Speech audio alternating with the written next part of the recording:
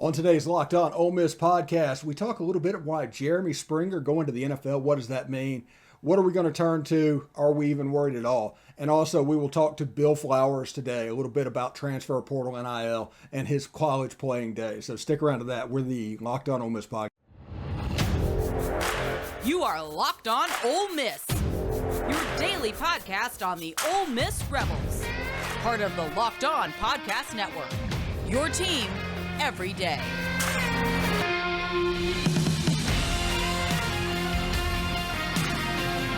All right, welcome to the Locked On Ole Miss podcast. Today's episode, of course, is brought to you by BetOnline. BetOnline has you covered this season with more props, odds, and lines than ever before. BetOnline, where the game starts. Also, thanks for making the Locked On Ole Miss podcast your first listen every day. We are free and available on all platforms, including YouTube. So do us a favor, subscribe, hit the bell for notifications when we post a new video, and of course, upvote it as well. Jeremy Springer, everybody's talking about that. Everybody's wondering what's going on. He's going to take the job for the, as coaching special teams or whatever for the LA Rams, going to the NFL. No, nothing's wrong. There is a high grade of official being recruited to Ole Miss for coaching. You can just look at who all gets hired and what's happening, and it's obvious that longevity is not a part of Lane Kiffin's sales pitch when it comes to this. He's got an idea of how he wants to play offense. He's got an idea of how he wants to play defense. He protects those schemes. Because the problem with all the turnover that you might have from all these other staffs is if every time there's a turnover, the next coach is putting in his own stuff. You end up with a problem with systems there. It just turns into another version of a college team that changes coaches too much, just always in that death spiral. But Lane Kiffin has an idea of how he wants to play offense. He has an idea of how he wants to play defense. He's got it set up in his changes.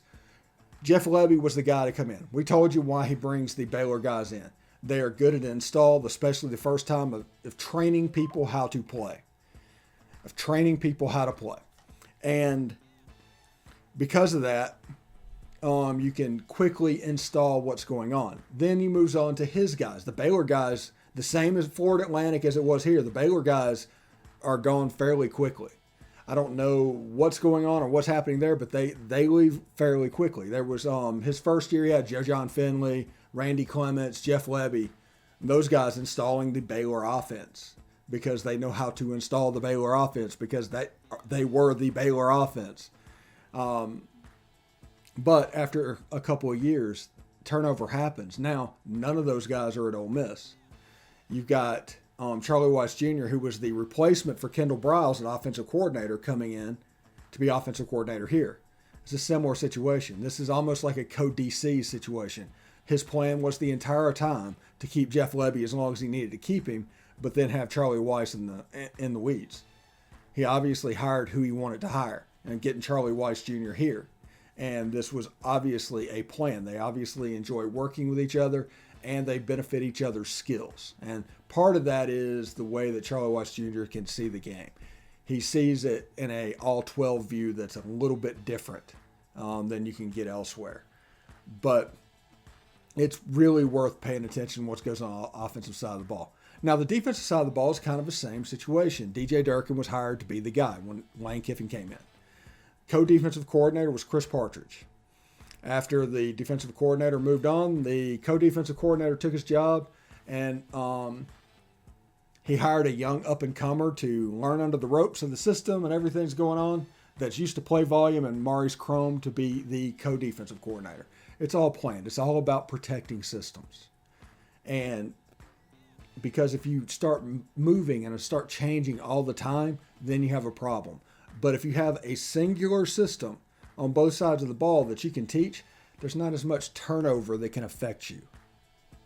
I think it was pretty interesting to see that and hear that as well. So that is where we're going with offensive coordinator and Jeremy Springer, and like how we're viewing all this turnover to be. Yeah. Just understand that the longevity and wanting to stay at Ole Miss is not a single bit of what's being sold to these assistant coaches. The whole sell of them was you're a young, up-and-coming coach. A really good up-and-coming coach. come to us, give us a year or two, and you will get a job somewhere else making more money than we paid you because of the way we play and the way you're going to stand out. It's quite brilliant. It's nice to have an early adopter as a head coach. Anyway, football season might be over for this season, but basketball is in full steam for both pro and college hoops. From all the latest odds, totals, player performance props, and to where the next fire coach is going to land, BetOnline.net is the number one spot for all of your betting needs. BetOnline remains the best spot for all your sports scores, podcasts, and news this season. And it's not just basketball. BetOnline is your source for hockey, boxing, and UFC. Head to the website today and use your mobile device to learn more about the trends and action. BetOnline, where the game starts.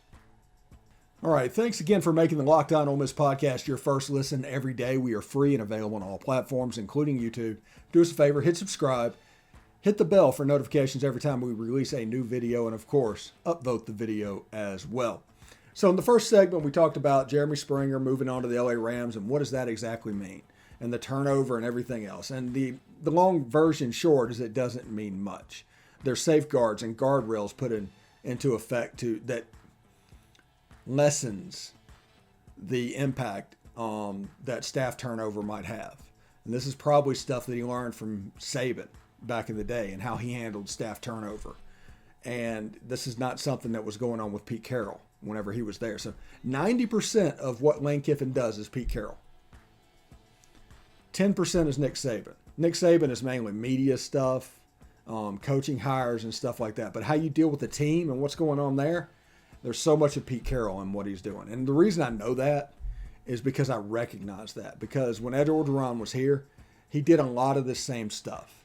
And I got to see it up close and personal. So I can recognize it and do stuff that other people that are locked out of the room, they don't see it.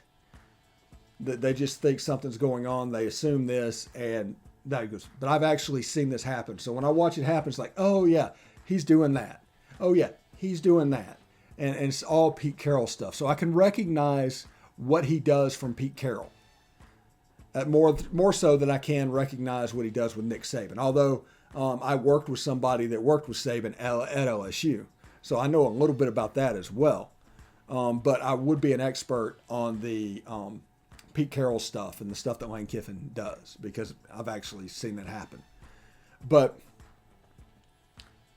the replacement for Jeremy Springer, I expect a recruiter to be hired.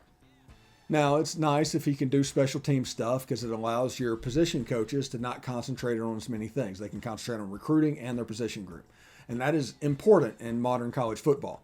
Modern college football isn't like old football used to be. Whenever everything's like, let's get a staff here, keep them here for 10 years, and just develop through there. It doesn't work like that anymore. Turnover happens like at a record rate. If you look at even our player attrition, we're at like 18 or 19 players this year. If you look at our staff attrition, we're like at 7 or 8. Attrition happens. The point is, if you can mitigate it a little bit, which we do, and that's why the co-defensive coordinators and the co-coordinators are a thing, is to mitigate the system and the damage that could be done to turnover. And the other thing is use it as a selling point. Like I said, take this job, stay here for a year or two, move on and make more money where you go. It's not going to be something where they necessarily look to keep you. It's a way for you to make your career take off a little bit. So with the special teams coordinator, I think this is a recruiting position, much like the tight ends coach used to be. This is a recruiter, in my opinion. So you need to find somebody that is legitimately good with the kids. Jeremy Springer kind of fit that profile a little bit, but you need to keep it with the kids. You need to do that because what has happened is the 10 on-field position coaches minus coordinators and the head coach. Okay, so let's make it 7. Is a 90% recruiting position in college football. It's the reason Chris Kiffin left. Is because of what it has become. Even in 5 years since he was in college football, recruiting has changed just a crazy amount. The X's and O's guys are the analysts, the ones off the field. So they relay what they find to the on-field coaches, and the other 10% becomes the fact of what they can relay to the kids to put in. And that's the way these new coaching staffs work. Is basically it's a 90% recruiting job. So you're going to hire a recruiter first and foremost for every job. You're going to make an X's and O guy that is really good X's and O's, a coordinator, or an analyst. It's just the way it is. But these recruiters are going to go out and try and make a little bit of a difference. And these special teams coaches needs to happen as well. Now, Ole Miss was fine on special teams last year. But you have to remember, year one, they had Blake Gideon. They had somebody last year, I forget his name. But this will be their third special team coach in 3 years. So I'm not overly worried about what's going on. And I've told people, if they turned over every single coach on the staff, I would not be freaked out. Because Lane Kiffin has proven the ability to hire decent head coaches. And if he can hire decent head coaches, then all of a sudden you might be into a little bit of special territory. So it's time of year that I've pretty much given up on all of my New Year's resolutions, but not this year. This year I'm sticking to my resolution to eat right, thanks to Built Bar. It almost feels like it's not really a resolution because I actually enjoy eating them. Have you tried Puffs? If you haven't, you're missing out on one of Built Bar's best tasting bars. Puffs are the first protein-infused marshmallows. They're fluffy, they're marshmallowy. They're not just a protein bar, they're a treat, and they're covered in 100% real chocolate. So go to Built.com, scroll down to the macros chart, and you'll be blown away. High protein, low cal, high fiber, and low carb. Compare that to a candy bar, which usually has about 240 calories, 30 grams of sugar, and dozens of net carbs. So mint brownie, coconut almond, and all new for this month, white chocolate cookies and cream. They're all delicious, and they're all new flavors coming out all the time. If they think a flavor might be good, they'll make it. It'll be delicious, and it'll be good for you. At Built Bar, they are all about the taste. They make it taste delicious first, then they figure out how to make it healthy. And I don't know how they do it, but they pull it off every single time. So go to Built.com, use promo code LOCKED15 and get 15% off your order. Use promo code LOCKED15 for 15% off. Built.com. Coming up after this, Bill Flowers talking a little bit of ball, Ole Miss legend. Stick around. All right, thanks for making the Locked On Ole Miss podcast your first listen every day. We are free and available on all platforms, including YouTube. Do me a favor, hit subscribe, give us an upvote, and like the video. I'm here with somebody that was a regular on our former channel, on our former show, Bill Flowers, to give the perspective of the Ole Miss, I'm going to say it, Ole Miss legend. So how you doing, Bill? Oh, that sure is nice that you use me in the word legend. Yeah. Okay, so thank you for that. Yeah, 2004 catch against South Carolina. We've had this conversation in a previous show. I will never forget that. I paid for the pay-per-view for that game. It cost like $45 to see it, and I saw that catch at the end, and that will always be a part of what I'm doing. Hey, at least you bought a pay-per-view that was worth something. Yes. So, yes. Because it was real close to not being worth anything. Yeah. No. But that was the game that, if anybody's watching, that gave us the three-headed monster at quarterback between Ethan Flatt, Robert Lane, and Michael Spurlock, I believe. Yep. And that carried all the way through. And by the end of the year, you guys were actually fairly decent on offense. And I was in that building and everything, and I'd hear like Kurt Roper and the offensive guys talking. They were real close to like going full spread with Robert Lane for the following year. Now they ran cut off and they did what they did, but they were genuinely talking spread offense way before the spread offense was a thing. Yeah, maybe they should have done it the year. Maybe they should have done it that year. Yeah, I think the problem is, and one problem that Cut has coaching is he is an old style coach, and Robert Lane being I don't know if he's a true freshman or redshirt freshman. I think he was a redshirt freshman, but it was going to be hard for him to trust him. Similar to the way he did in 2003 with Patrick Willis. There's a little bit of dues paying that had to happen. Yeah, that definitely was not Cut's thing of just letting somebody come in and do their thing. He's definitely going to try to make you earn your dues. But taking a kid and bringing him in there and I mean, putting in a spread offense that you never even. I mean, like you said, it was either the air raid or it was the pro style offense, and we actually threw the ball pretty much, more so than the other teams. So that would have been like craziness, to do anything outside. I mean, I guess you would have had to do the air raid, because it's not. I mean, they did not have the spread offense back then, really. Yeah. It was probably a couple of years with Utah and Urban Meyer coming onto the scene, and it was just weird. It was just one of those timing things that happens. But anyway, enough about memory lane. We just passed the signing day. I gave you a couple of weeks off, and now we're going to bring you in and talk signing day, NIL, transfer portal, all of that good stuff. Are you ready to go? I'm ready. All right. So give me a player or two in this class that has garnered your attention. Well, I think from an offensive standpoint, the person that I'm most excited to see is going to be Triggs because of his tight end. I think that's going to be what excites me the most. Obviously, coming in and having Dart, on the heels of Corral, he's going to have to earn his spot. Dart is.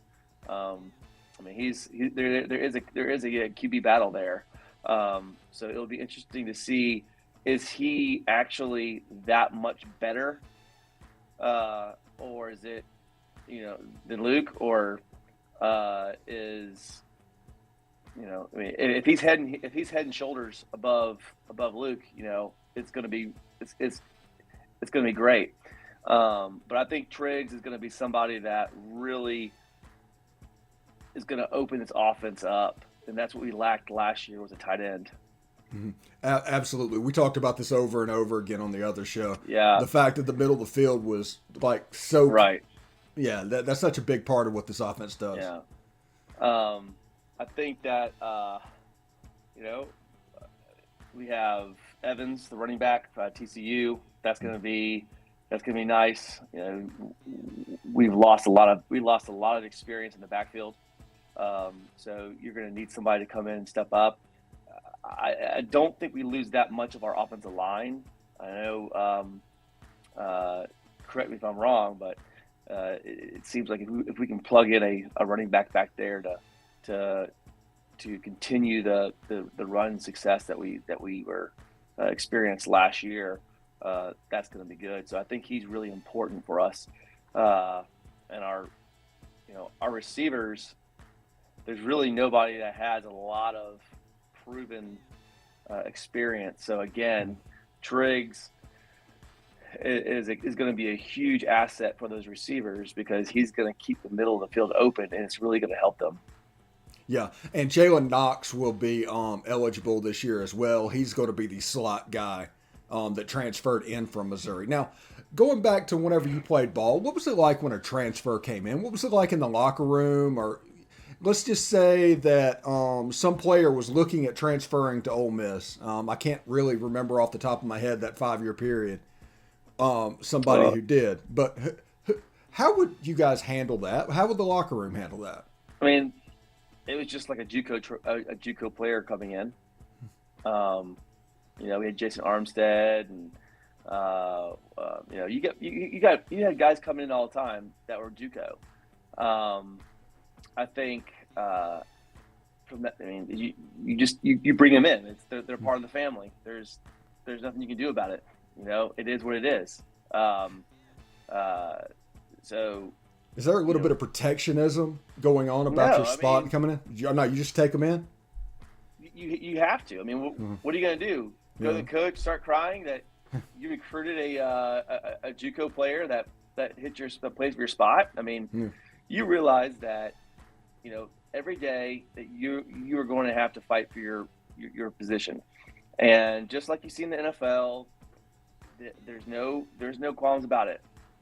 Coaches want to build a roster for injury purposes, but also to create competition.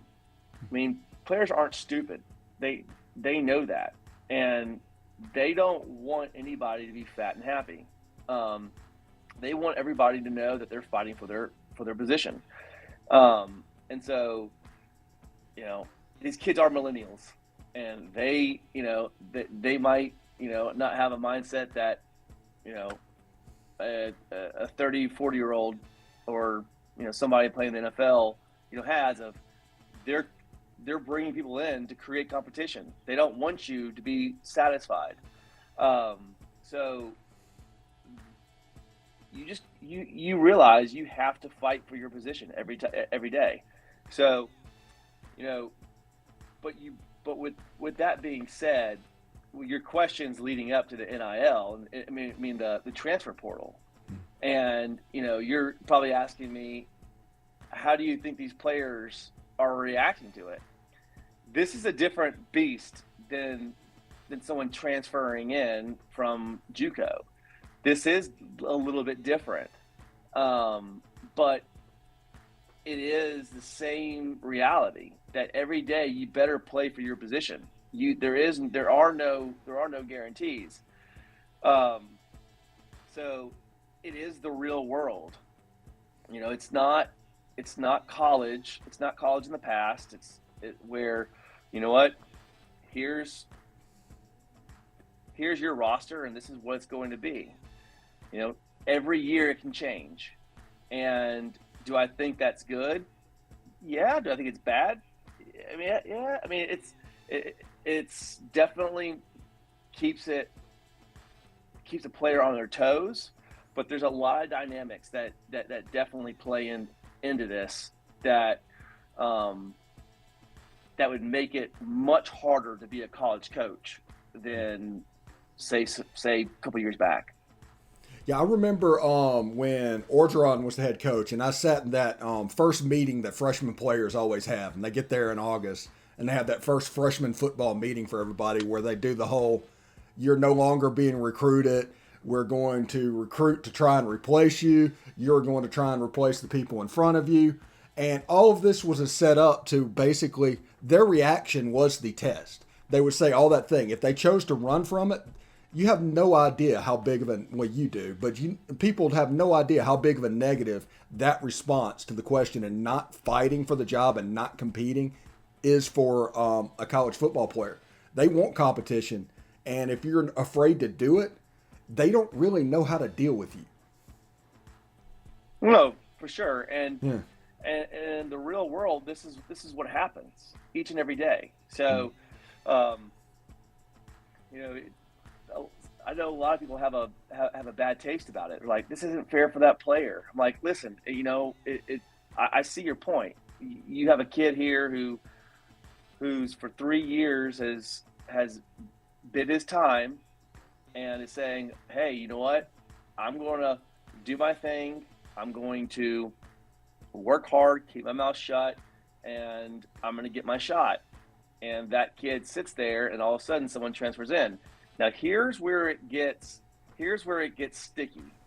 And this is where I think it's unfair. And this is where, unfortunately, when I say unfair, this is the real world. Mm-hmm.